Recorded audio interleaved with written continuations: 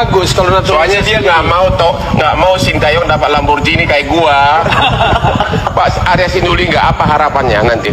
Gini bang, aku sedikit ya bang. Tadi kan abang kita belum jawab juga mengenai sampai kapan naturalisasi, berapa banyak. Bang, ini perlu karena kita kan temanya ini juga bang. Saya mau beritahu bang, kita U17 itu bang tiap tahun Piala Dunia. Berarti tiap tahun kita butuh 25 pemain minimal. Artinya tiap tahun 25 regenerasi nih bang. Sementara U20 itu tiap 2 tahun. Artinya tiap 2 tahun kita harus punya stok lagi nih. Jadi kita sekarang nih kalau untuk mencapai sampai dari U17 sampai senior, kita mungkin butuh sekitar 120 pemain timnas. Bayangkan 120 pemain timnas. Berapa orang naturalisasi itu? Bukan, dari mana kita cari? Artinya, dari mana kita cari? Makanya kita cari nih, di Indonesia mana, di Papua di mana, di Aceh di mana, dan sebagainya. Sampai ke ujung dunia pun walaupun penduduk Indonesia 300 juta. Iya, kita karena pemain bola kan bukan seperti yang gampang, karena dia punya harus dari usia 8, 9, dan sebagainya. Nah, jadi kami akan cari dari seluruh Indonesia dan sampai seluruh dunia, Bang. Dicari, karena kita butuh 120 pemain timnas dari kelompok usia tadi. Pemain yang bagus, bukan hanya pemain yang terseleksi. Dan terseleksi, jadi ini karena kita harus akan ikut seleksi Piala Dunia mulai dari U17. Jadi kita bukan main-main nih, nggak bisa sepele-sepele. Makanya 120 pemain dilakukan, dicari, maka yang di dunia pun dicari, Bang. Pokoknya siapa? Neneknya darah Indonesia ya, ambil. Ada bang, saudara kita, Marga Damani. Tapi kalau ketemu abang, bapaknya negro, ibunya Damani bang, orang Simalungun. Usia sekarang dia 16. Ya kita ambil dari Swiss. Setengah darah bang, mamanya masih asli orang kampung kita. Masa nggak aku ambil, gila bang. Makanya dimanapun kalau ada darah Indonesia, kalau ada di Venus bang, kita cari. Jangan kuat-kuat Toel marah. Karena kita butuh pemain lain. Iya benar. Justinus. Bang, aku ngingetin, mengarah PSSI. Satu hal naturalisasi betul nyari di mana, tapi membangun sepak bola kan nggak pernah lupa. Di dunia manapun bangun dari bawah. Gitu kan. Bang Arya baru separuh ceritanya naturalisasi. Dilupakan juga. Emang Arya bilang kalau pembinaan dilupakan kan enggak. Lah makanya saya cuma mengingatkan itu adalah mengakselerasi kan. Mendorong. Gak hanya akselerasi bang, tapi saya juga tidak setuju kalau dibilang iya jangka pendek, nggak bisa jangka panjang. Kalau 20 tahun lagi ada seorang Messi yang berdarah Indonesia, masa kita ngambil? Yang penting kan adalah naturalisasi yang kita ambil punya kontribusi lebih bagus dari lokal.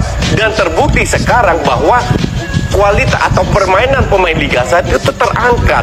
Mereka bisa adaptasi. Sekarang kira-kira apa penilaian saudara atas Sintayong? Apakah hebat, biasa atau apa? Anda kan sama-sama kalau kita lihat dari selama ini Coach Sintayong pegang timnas kita, ya kita harus jujur mengatakan bahwa Coach Sintayong sampai saat ini masih terbilang sukses. Terbukti tim kita bisa lolos ke 8 besar di Piala Asia Under 23 ini. Yang berikutnya ketika main di penyisian, meskipun lawan Qatar itu main tidak buruk, menurut saya cukup bagus, dan itu ada improve di setiap pertandingan. Terbukti ketika lawan Qatar kita kalah, terus menang lawan Australia, dan pertandingan berikutnya melawan Jordania. Ini menunjukkan bahwa ada peningkatan yang signifikan terhadap tim ini. Itu tentunya organisasinya yang setuju bahwa adalah Coach Sintayong. Anda setuju Sintayong adalah salah satu pelatih yang pernah tersukses di Indonesia? Oh iya, karena Coach Sintayong di senior juga sukses, sekarang di Under 23 pun juga pertama kali lolos ke 8 besar. Tentunya ini kan kesuksesan dari Coach Sintayong didukung oleh pengurus, didukung oleh pemain, dan didukung oleh tim behind the team. Seperti itu, Bung Hotman. Dan dia pernah membawa Korea Selatan di Piala Dunia mengalahkan Jerman ya?